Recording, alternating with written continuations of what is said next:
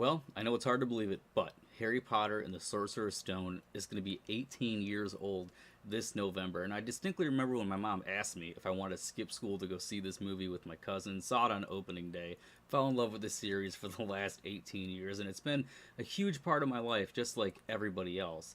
Now, there's one thing about the series that not many people talk about, and that is the video games, because there is a whole series of these video games with so many different versions, and especially for the Sorcerer's Stone. When the Sorcerer's Stone video game came out in 2001, there was 4 different versions on the Game Boy Advance, the Game Boy Color, the PC, and the PS1. Now, everybody I've talked to who played the original one on the PC has extremely fond memories of this game, but not too many people remember playing the PlayStation 1 version. And I wondered why that is. Most people just make fun of Hagrid's character model, but this is like the 10th best-selling game on the PlayStation 1. So is there more to this than just Hagrid? I'm off to the leaky cauldron for a few butterbeers if you need me. I'll meet you when you're all done. Let's take a look.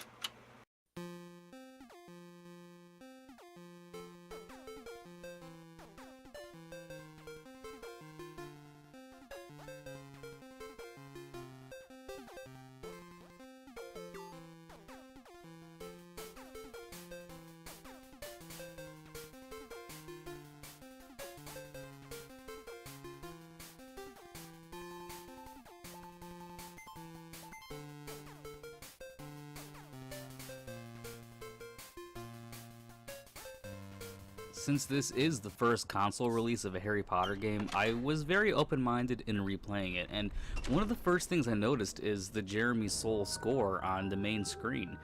Jeremy Soule is famous for composing the Elder Scrolls games music, and John Williams' score is, of course, absent.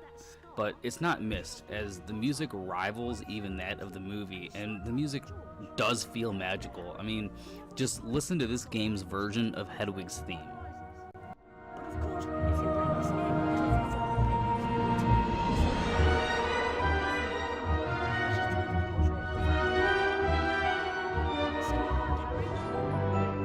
We get a brief retelling of the story through narrated still images of most of the major characters. I really admire that they chose to go with a cartoony style and didn't just try to plaster sprites of Daniel Radcliffe in a castle, because it would look pretty dated by today's standards, so the drawn images still look pretty decent.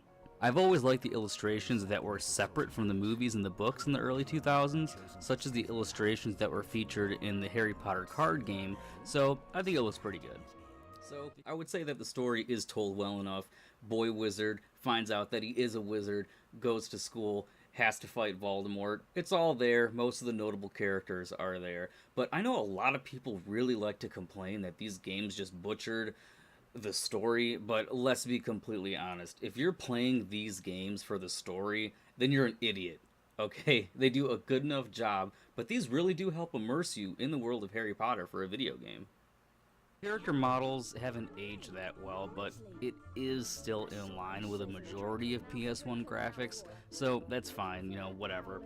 I think Neville's character model is honestly the best. His face, yeah, is a little bit twisted, and it looks like somebody cursed him, but it still does look the most detailed next to Ron's character model. The game is a simple action-adventure style with an auto-jump mechanic that is really reminiscent to The Legend of Zelda. You have multiple spells to use, but you better get used to hearing Nintendo the time. You can occasionally use Wingardium Leviosa, and there are some spells not mentioned in the first movie that are added, such as Avifor's Verdimillious and Incendio. To learn the spells, you go through a button-matching minigame with a quote-unquote challenge room at the end that consists of using that spell in the easiest way, and it's really hardly even worth your time. Speaking of easy, the whole game is actually really easy, which isn't that big of a deal. It is a kid's game after all, and the exploration around Hogwarts is enough to keep a Potter fan satisfied, if only for a short while. The areas in the castle are reimagined architecture from the films and books with its own distinct Hogwarts style. The castle includes notable locations like the Gryffindor Common Room, the Great Hall, the dungeons, and the exterior of Hogwarts is complete with Hagrid's hut and the Quidditch pitch. Again, the reimagining is really nice to see, and the reality of Hogwarts couldn't really be replicated on this hardware of the PS1, so the attempt is, again, I think something to be admired. As far as complaints go, they are far and few between. The game is mediocre in its graphics and gameplay, but it is also rather impressive at the same time for the mere fact that it is a movie licensed game, which always tend to have a history of legendary suckage, but it looks good enough and controls well enough with enough Harry Potter lore to keep a fan happy. Notice I said a fan. If you're not into the Harry Potter series, I don't see you playing this game anyway, but this game is a simple 5 out of 10 with a few points added if you are a Potterhead. The minigame structure just ruins what could have been an explorative Hogwarts on a 32-bit console. There's minigames in order to attend classes, there's minigames in order to proceed in boss battles, and the most annoying part of the game is when Hagrid leaves you to get his errands done in Diagon Alley. Now, one of my favorite parts from the book that was actually not filmed for the movie was a really pivotal scene when Norbert got sick. So Hagrid and Harry went to Diagon Alley to go purchase some supplies to create a potion, and Hagrid just gets super wasted off butterbeer, and you have to go do all his errands for him. God, I really wanted to see that.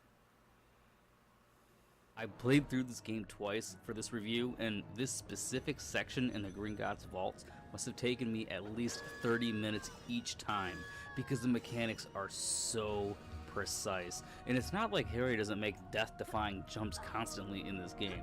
With its enjoyable moments and a few flaws, the game does not overstay its welcome and can be finished at almost 100% in about 4 hours. It was a decent start to the series, and with a few improvements, it can be a good game, if not a great game. So, that is Harry Potter and the Sorcerer's Stone on the PS1, just in a nutshell. Now, there are so many different versions of this game that we don't have time to cover them all, but there are some versions that are just complete hidden gems, like the Game Boy Color version, which is like Final Fantasy with Harry Potter characters. Such a fun game. Now, as far as the review series is going to go, you guys might think that we're headed toward the Chamber of Secrets next, but that might not be the direction we're going, because like I said, there were so many different versions of this game, and even after the Chamber of Secrets game was released in 2003, we get Harry Potter and the Sorcerer's Stone, the remake, for the PS2, GameCube, and the Xbox. So, tune in for the mega review series of Harry Potter. Catch you guys later. Gryffindor. It was the best evening of Harry's life. Better than winning at Quidditch or Christmas or knocking out mountain trolls. He would never, ever forget tonight.